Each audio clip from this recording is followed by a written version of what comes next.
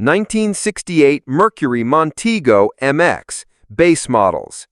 The base model 1968 Mercury Montego MX takes the disappointing formula of the slant-six coronet and makes it even worse by putting it in a slightly heavier, more luxurious, and even more forgotten package.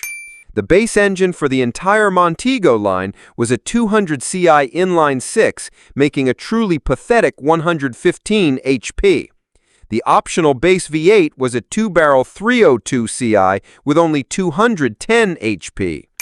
This was Mercury's version of the Ford Fairlane and Torino, but it never gained the same market traction or enthusiast following, especially in its base form.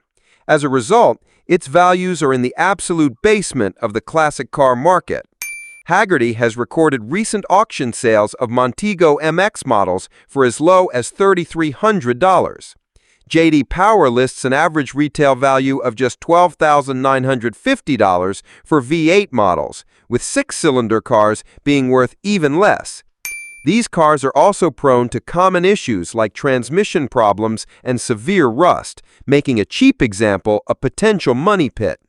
If a slant-six coronet is a disappointment, a six-cylinder Montego is a tragedy. It is slow, obscure, and has no collector value.